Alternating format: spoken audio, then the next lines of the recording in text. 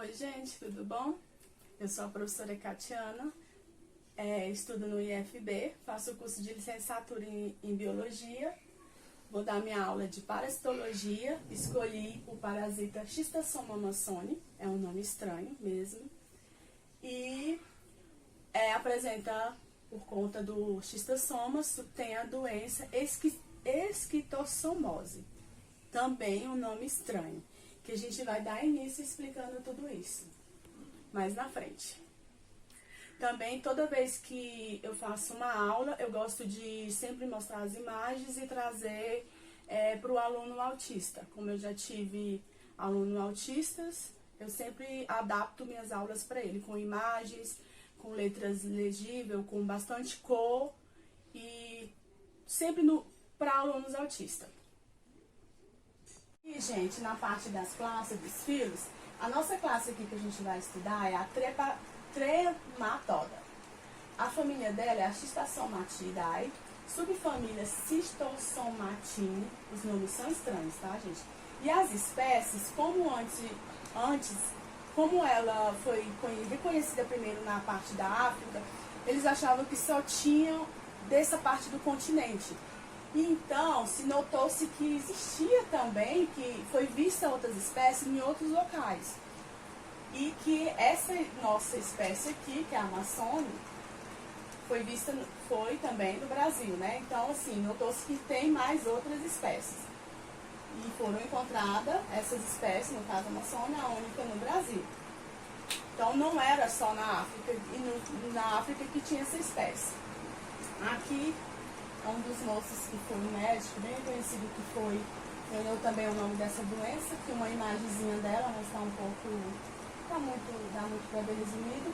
Aqui um rapaz bem esbelto e aqui já ele bem doente, com um sintoma bem agudo já da doença, que é o crescimento aqui, ó, da barriga, fígado, das vísceras aqui, ó.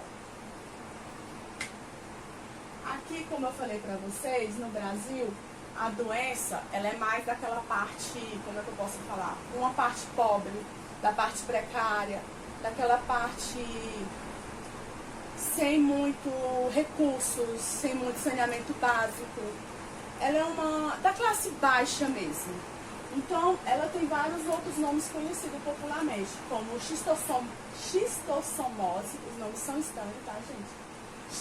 Xistosa, doença do caramujo, que é o mais conhecido, moléstia de Pirajá da Silva, que é aquele moço lá, da foto do slide anterior, e barriga d'água, que é uma das mais conhecidas, que as pessoas falam barriga d'água por conta do volume da barriga quando está na fase aguda, já na fase bem aguda, que fica enorme, já é caso de cirurgia.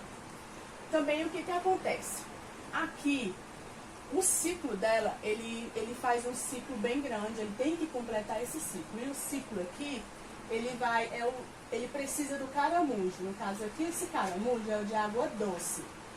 É o gênero Biophallaria. Vou mostrar mais na frente esse caramujo. São os hospedeiros intermediários do Schistosoma amazoni. Então, o que acontece? Ele precisa do caramujo para completar o ciclo. Senão, não tem o ciclo. Eu posso ter, por exemplo, schistosoma em algum lugar, no meu corpo, mas eu posso, por exemplo, seguir um ciclo, mas eu preciso do caramujo, porque o caramujo vai fazer a outra etapa para poder seguir o ciclo. Eu vou explicar lá na frente para vocês. Então, um depende do outro. Pode passar. Como eu falei para vocês, coloquei uma imagem aqui do caramujo, outra aqui. É qualquer caramujo? Não, não é. Não é o caramujo lá da vovó, lá da planta da vovó. Jamais, gente. Tem o caramujo, igual eu falei. Tem algumas espécies aqui. Esse aqui, ó, foi bem encontrado nessa parte aqui do Ceará. Ele tem até esse conceito aqui. Coloquei aqui. E, assim, coloquei o nome da doença aqui também. Então, assim, ele precisa dele para terminar esse ciclo. Porque daqui vai sair a cercária, que é onde vai entrar no homem. Então, assim, o principal para acabar com essa doença vai ser exterminar essa parte aqui. Mas mais lá na frente eu vou explicar para vocês essa parte. O que acontece aqui? A epidemiologia dessa doença, em 2004, ela foi vista um número muito grande, até coloquei os dados aqui, de infectados. Vai de 600 milhões por área de risco. Como eu falei, essas áreas de risco são sempre aquelas partes mais precárias, sem saneamento básico, sem infraestrutura. Acontece de alguém de uma classe mais alta ter essa doença? Sim. Vai que ela foi para um lado desse, tomou um banho no lago e lá tinha escaramujo, tinha indícios disso. Acontece sim, não é improvável, jamais. E 75 dos países com transmissão. O que acontece, como eu falei, a gente achava que era só uma espécie, apareceu outras.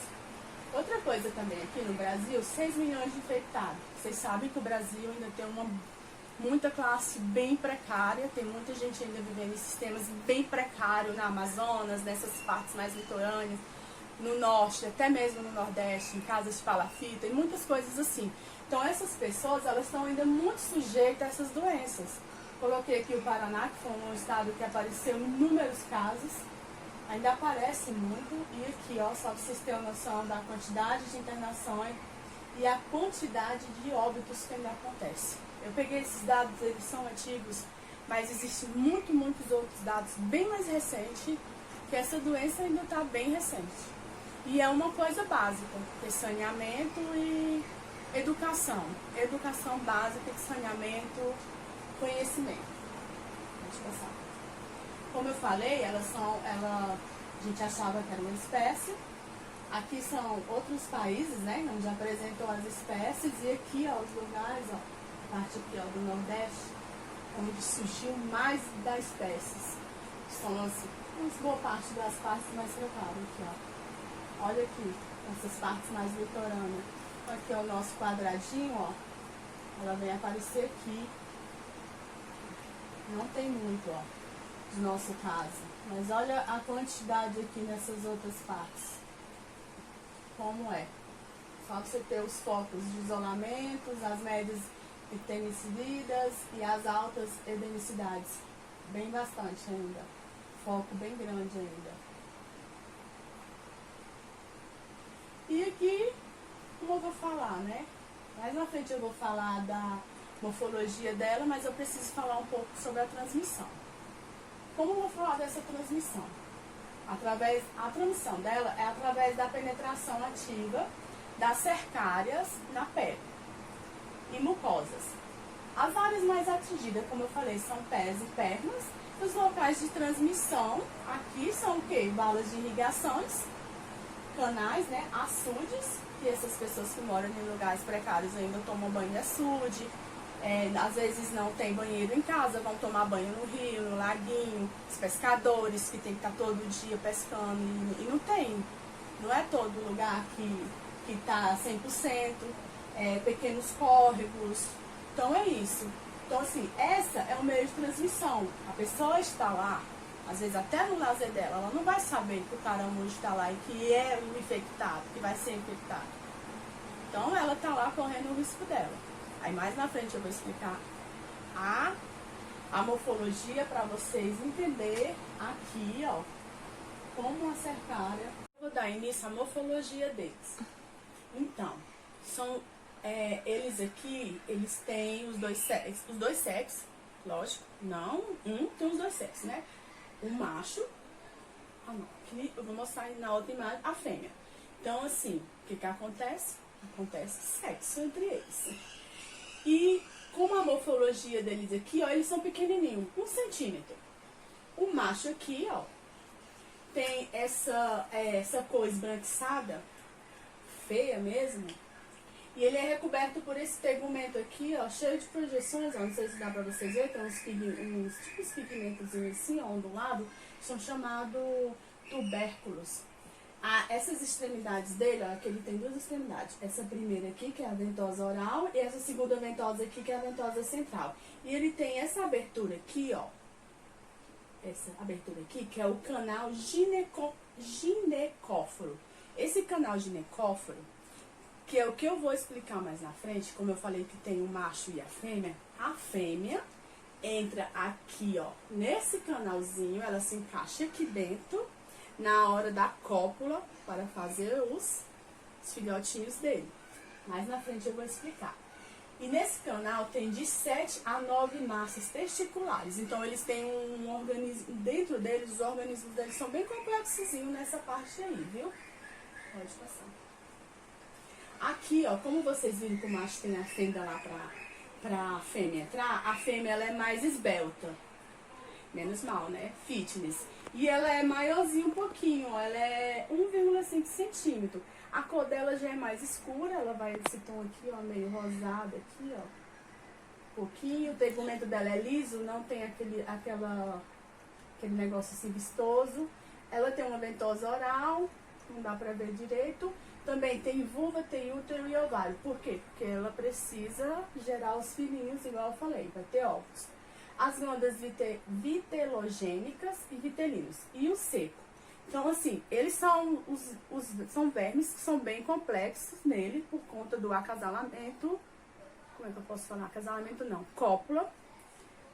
Pra formar o ciclo dele e ter os novos filhotes e daí dar sequência os ciclos deles direto. Pode passar. Então, mas como é que é esse ciclo? O que acontece, né? Quando o macho e a fêmea lá como eu falei, entram lá naquela entrada lá do macho, faz todo um acasalamento, eu vou explicar mais na frente, na parte lá, que é uma parte lá depois que eles vão pro fígado, que eles vão pro fígado, vai fazer os filhotes, quando vai surgir o ovo, que é a fase. Depois de tudo isso, quando já a pessoa, na sequência lá, já desceu o ovo nas fezes, vai ter o miracídio. Essa terceira fase aqui, ó, ela quase a gente nem coloca, ela existe, mas assim, as mais importantes são essas. São essas três. Mas tem essa também. Aí depois vem a cercária. E aqui, dando sequência, o macho e a fêmea. Aqui eu desenho ela, você tá vendo ela encaixada aqui, ó. Mas no próximo slide eu vou explicar mais. Pode passar. É pra poder vocês entenderem. Como eu falei, o macho já mede, já expliquei, né? 1 centímetro, já falei sobre o canal dele, que ela tem que entrar lá dentro, já falei sobre ela, já falei das glândulas dela. Aqui a gente vai falar do ovo, que o ovo, ó, ele tem essa pontezinha aqui, ó, esse pedacinho aqui, que chama espícula, que é quando vai dar início, que é esse espículo aí que dá início o miracídio, que já é outra forma dele, mas que é outra fórmula dele. Já o ovo, ele dura aqui, o tempo de vida dele, ele dura de 3 a 4 semanas. O tempo de vida dele. Já o miracídio, que é cilindro e ciliado, ele vive de 8 a 10 horas. Ele tem uns, aqui é porque não dá pra ver na imagem, mas ele tem um cíliozinho aqui, ó.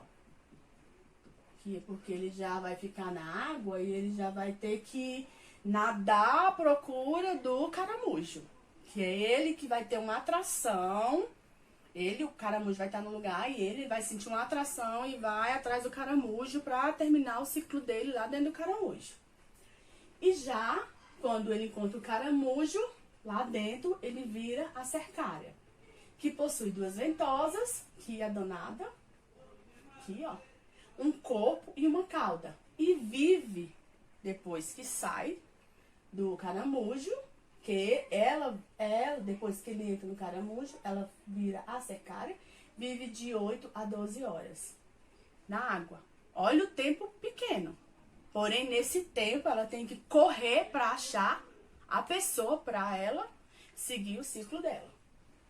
E essa outra forma aqui, que é a intermediária, que entra, que não tá a foto aqui, entre a cercária e a adulta, que vai ser mais lá na frente, outras fórmulas, até chegar à fase do acasalamento. Pode passar. O ciclo de vida. Só para vocês, mais resumidamente, para vocês entenderem. Aqui, ó, o cara está pescando, aqui tem um garotinho aqui, ó, fazendo as necessidades aqui, ó, na água. O que aconteceu? Ele já estava contaminado. Esse garoto estava contaminado, soltou o ovo, igual eu expliquei agora sobre o ovo, na água. O ovo ficou aquele tempinho lá que eu falei pra vocês, que virou o miracide. De 2 a 5 dias, né, que eu falei pra vocês, virou o miracide. Olha aqui os cílios do miracide, que o miracide tem uma atração pelo caramujo, que ficou de 24 a 48 horas na água procurando o caramujo, achou o caramujo e ó, correu e entrou nele. Aqui dentro do caramujo, ele ficou aqui, fez o ciclo dele, que acontece aqui dentro, durante 15 dias. Entendeu? Qualquer caramujo? Já expliquei. Não. Tem que ser o próprio. O que aconteceu? Virou a cercária. A cercária vive 1 a 3 dias. Então, quando a cercária saiu, o que a cercária vai fazer? Procurar rapidamente alguém. Olha aqui com os pezinhos dentro d'água. Cercária vai vir aqui, ó, e vai contaminar. Por isso que, geralmente, ela pega essas partes aqui, ó. Porque ela vai estar nessas partes rasas aqui, ó. Vai ser nessas partes rasas aqui que ela vai estar. Ela não vai estar lá no fundo. No fundo, lá, onde você tá nadando com água funda. Não, ela vai estar aqui. Então, é nessas partes aqui que acontece. Isso é todo o ciclo. Aí, o que vai acontecer aqui? Ela vai procurar os melhores órgãos, vai atacar essa pessoa, vai até chegar, vai entrar no sistema do sangue dela, até chegar ao fígado. Quando chegar no fígado, ela vai virar adulto, vai procurar o macho e a fêmea, vai acasalar, vai ter novos filhotes e o ciclo volta de novo a acontecer. Terminei o ciclo aqui pra vocês, aí eu vou falar da parte lá. Aqui o habitat, né? Já falei pra você. A imagem aqui, ó, o macho. O canal aqui, ó, ela já na parte do acasalamento, ela já tá aqui dentro, ó, aqui a fêmea, ó.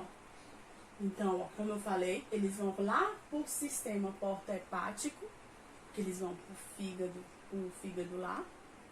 E aí lá eles começam, eles descem depois pra aquelas veias lá do mesentério, porque vai ser bem lá, como eu falei, cada espécie escolhe um lugarzinho. A nossa espécie em particular, danada, ela gosta ela é rápida, ela não quer perder como é que se diz? Ela não quer perder a parte dela de infectar outras pessoas. Então ela vai lá pro finalzinho, ó. Onde ela vai? Lá para as terminações das veias mesentéricas inferior, lá no finalzinho, vou explicar já na outra, no plexo hemorroidário, que é para não perder do ovo sair. Pode passar. Onde é que eu falei? Ela vai botar aqui, ó. Onde ela vai, ó? Ela já vai aqui, ó. Aqui vai acontecer o acasalamento, porque eles gostam desse lugarzinho aqui, ó. Quando adulto, tá, gente? Aí aqui o ovinho, ela vai acasalar, vai rodar todos esses mesentérios aqui e vai deixar ele bem aqui, ó. Que é pra na hora que você for lá fazer suas necessidades no rio, ó, já não perder o foco e já tá aqui já na saidinha. Você vê como a bichinha é danada. Aqui é só explicando. E aqui ela só chega aqui quando ela estiver na maturação dela, já adulta, já para acasalação. E acontece dos velhos também morrer, a pessoa começar o tratamento e antes dele chegar aqui. Pode passar. Como eu falei, né? Aqui, ó, só uma imagem quando ela tá entrando na pele, a outra imagem quando até ela chegar na fase de chegar no fígado. Aqui é esquistossomos, quando ela circulação, né, na circulação geral, quando ela passa para o sistema porta-hepático, que até chegar lá, né, para ela ficar bem adulta, ela vai ter nessa forma aqui. E os adultos, quando vão acasalar, né, nas veias mesentéricas, que é lá no complexo hemorroidal, lá bem no finalzinho, que é o habitat já para não perder o foco do ovo, que eles vão ser depositados lá, para descer e ficar mais fácil. Pode passar. Então, gente, com todas essas complicações, com todo esse ciclo e com todo o diagnóstico de já ter ido no médico, de ter se diagnosticado ou não ter ido, o que acontece? Acontece as fases. Aí na fase aguda, aqui eu coloquei, você começa a sentir sintomas, febre, calafrios, suores, emagrecimento rápido, fenômenos alérgicos, como a cercária entra na pele, vai dar muitas alergias na pele, feridas, até feridas mesmo, disfunções hepáticas que começam a crescer o fígado, crescer muito rápido, hepatoesplenomegalia, é muito difícil esses nomes, tá, gente? E também, alguns casos pode levar o paciente à morte, ou evoluir para uma forma crônica, que é que eu vou mostrar mais rápido. Aqui, ó, o paciente com a barriga grande não consegue entender. Aqui já doente. E também tem os pacientes assintomáticos, que não mostram sintomas, só vão sentir os sintomas quando começar a crescer a barriga, mas não consegue ter esses primeiros sintomas. Já nas fases aqui crônica, o que acontece? No intestino, né, começa as diarreias, né, que é aquelas diarreias com muita dor, rápidas, né, que mal sai do banheiro, já tem que voltar, e muito líquidas. E aí, as constipações, as fibroses de alças metasignoides são diarreias mais fortes e bem constantes. Ó, você vê aqui, ó o tamanho da barriga. Só para você ter uma ideia de como é que tá. Essa aqui já é uma fase bem crônica de não tratamento. Já no fígado, o que acontece? Granulomas hepáticos provocados obstruções nos ramos intrahepáticos das veias portas. Como você vê, olha o crescimento, olha aqui, dá pra ver pela imagem, os dois crescimentos, fígado, que leva à hipertensão portal. Aqui já uma parte, ó, já retirada de cirurgia, ó, bem degradada mesmo, que é a esplenomegalia, são as varizes e as ascistes. Fase bem crônica mesmo da doença. Outra imagem do mesmo rapaz, e aqui, ó, crianças, porque elas são que vão brincar nos rios, né, e que quando vão apresentar os sintomas já estão numa fase bem crítica. Como, né, o diagnóstico. Já o diagnóstico aqui pode ser laboratorial, quando a pessoa for fazer o exame, a gente usa o exame de fezes, mais fácil, que é o cacto, ou de luz de sedimentação, biópsia retal, ou a biópsia hepática, consegue se ver, aqui tem até mesmo uma imagem de um verme, se você olhar, tá os dois, né? Tá os dois aqui, já grande. Os exames sorológicos, ELISA, fixação de complemento, IF, são exames simples. Exames simples dá para se diagnosticar eles. Aqui o tratamento, sim, tem um tratamento, são várias doses, tem as doses Oxamine, eu só coloquei o nome para vocês terem uma noção dos remédios, e Praziquantel. Aqui tem mais outros, as formas adultas, aqui já na forma adulta, né, para ser usado na forma adulta do parasita, e aqui nas formas com crianças de até menos 30 quilos, como eu falei, as crianças são as que estão mais para pegar essa doença, por conta que andam descalço, estão mais nos rios, tomam banho em qualquer lugar, cuida menos da higiene, são essas. Então, só os tipos de remédio para vocês verem que tem um tratamento via oral, e também tem o não tem como falar de profilaxia se a gente não interromper o ciclo. O que seria o ciclo? O ciclo que o Schistosoma amazoni consegue fazer. Se a gente interromper aqui o molusco, se a gente conseguir exterminar o molusco, não vai se completar o ciclo, então não tem como se ter a doença. Então, a exterminação do molusco, do caramujo, é essencial. Então, esse é um dos maiores fatores para se evitar, para ter como prevenção disso aqui, é isso aqui. Porque não vai ter a cercária e não vai conseguir a gente ter o aumento dessa doença. Outra coisa que tem que ser feita aqui, ser tratado, é o saneamento básico nessas cidades pequenas, nessas cidades onde não há ainda saneamento básico. Educação sanitária, banheiros, dignidade para esse povo que ainda não tem essa questão de banheiro, de saneamento, de esgoto, toda essa partezinha, essa parte pública que ainda não chegou nessas cidades pequenas, que as pessoas ainda vivem assim, faltando esse pouco. E que esse pouco ainda traz essas doenças que já deveriam ser exterminadas. Outra coisa, o tratamento dos doentes. Por quê? Porque às vezes as pessoas moram nesse determinado lugar e quando elas vão se tratar, elas já chegam lá meio que já muito, vamos supor, já nos casos já crítico, entendeu? Então, assim, levar essa educação também para a pessoa. Além de mostrar essa educação sanitária, ainda mostrar as fases dessa doença e que a pessoa vá procurar o diagnóstico mais rápido. E a importância, mais ainda, dos órgãos públicos de fazer a exterminação desse molusco. Com isso, nossa aula chega ao fim. O que a gente tem que aprender com isso, como conclusão, é que a gente temos que, sei lá, arrumar meios de essas doenças serem extintas, o caramujo ser extinto e a gente não ter mais essas doenças tão antigas, né, tão precárias, de fundos tão precários no nosso quadro médico. E, como sempre, eu deixo uma frase motivacional para vocês, tá? Como eu sempre, tudo na vida tem um ciclo, né? Até o Xistosoma mossone. Então, é isso, gente. É só a gente não deixar ele terminar o ciclo dele. Obrigado, tá? Se ficou grande a aula, desculpa, mas essa aula dava pra dar uma aula de até 50, uma hora. Muito obrigada, tá, gente?